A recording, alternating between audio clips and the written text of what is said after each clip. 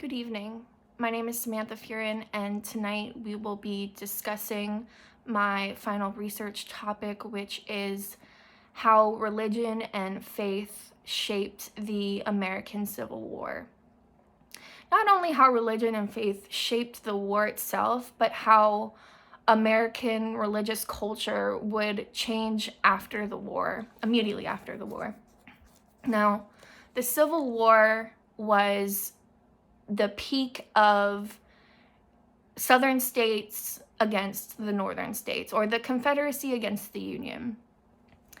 The Confederacy were practicing their right to secede from the Northern Union and create their own Southern states, their own country. They wanted to do this not only to be able to govern themselves, but to protect property, such as their right to sharecropping, the slaves that they owned, and their physical property. Now, it stands to reason that the Northern Union would find problem with this, as multiple wars were fought to establish this ideal society or utopia in which men could operate as they saw fit. They had freedom of press, religion, speech, as granted to us in the American Constitution. Well, it came to a head, and the Confederacy and the Union would begin to fight. Most people believe that the American Civil War was fought on just for the basis of slavery, and that's not necessarily true. Religion is a major fuel for war. Throughout all of history, wars have been fought or have been influenced by religion, whether that be Judaism, Christianity, Islam, whatever that religion may be. The Civil War was not an exception to that. There were deeply religious peoples in both the South and the North, and they would use their religion as a way to promote their causes and protect what they thought was their ideal moral society. When the North believed that slaves deserved to be free, as they were members of this American society, and the American Constitution says that all men are free. The American Constitution wasn't written during a time when the writers were thinking about the rights of the slaves. But President Abraham Lincoln was thinking about the slaves, and in his Emancipation Proclamation, he said, "Fourscore and 7 years ago, our fathers brought forth on this continent a new nation, conceived in liberty and dedicated to the proposition that all men are created equal." He was a known abolitionist. Abraham Lincoln went to war not just for abolishing slavery, but to maintain this fought over fabric that was the United States. There were deeply religious people such as Abraham Lincoln on either side of the Mason-Dixon line. Stonewall Jackson, for instance, is a notorious Christian and would pray before every battle that he went into.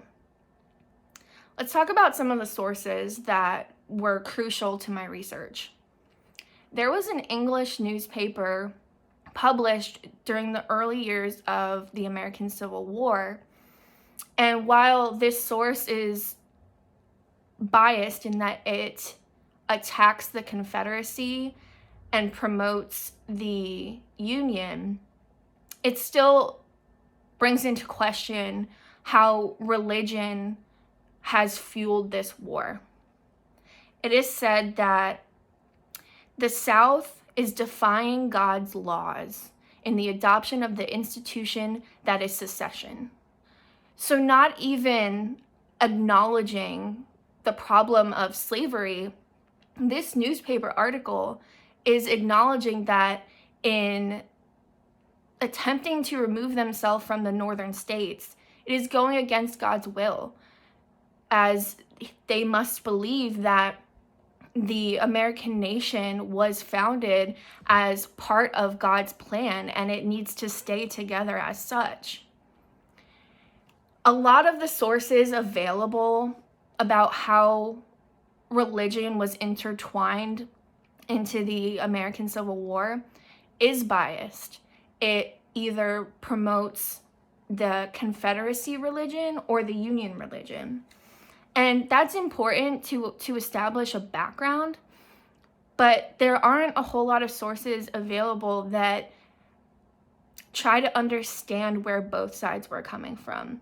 And while that's important, as the Confederacy and the Union were the major players during the American Civil War, I believe it's also crucial to understand what the African or American slaves felt about religion during this time, as they weren't the only reason that the war was being fought, but they were a major reason the war was being fought.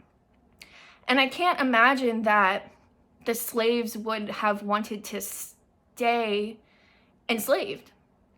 Another source would say that according to the interpretations of 19th century slave religion, it's very similar to that of Christianity, and Christianity that resembles that of Great Britain. That speaks volumes in that these people that were deemed aliens in this nation were able to adopt the culture and religion of the society around them. Because our religions here were largely influenced by religions of Britain and Europe. It's interesting, though, because you would think that as a counterculture of sorts, they would be more highly prone to trying to maintain and promote the religion and the tradition and culture of the places that they had come from or were taken from before being enslaved here. So there were also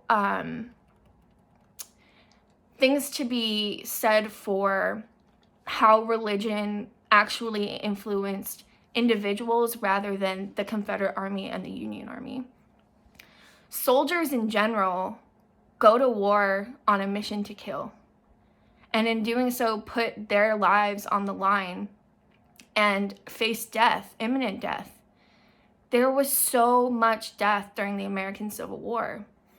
While it can't be proven that the armies were deeply religious in the early years of the war, many would become religious. Many camps would be set up in which there were chaplains and preachers, and they would pray before going to war. That just makes sense. They might not come home, and they want some solace that there is something next. They will be taken care of. Their life will not be over. The Civil War, while not the last war that America would fight, was pivotal. While it was majorly fought over slavery, slavery wouldn't end with the Union's victory, but progress would be made.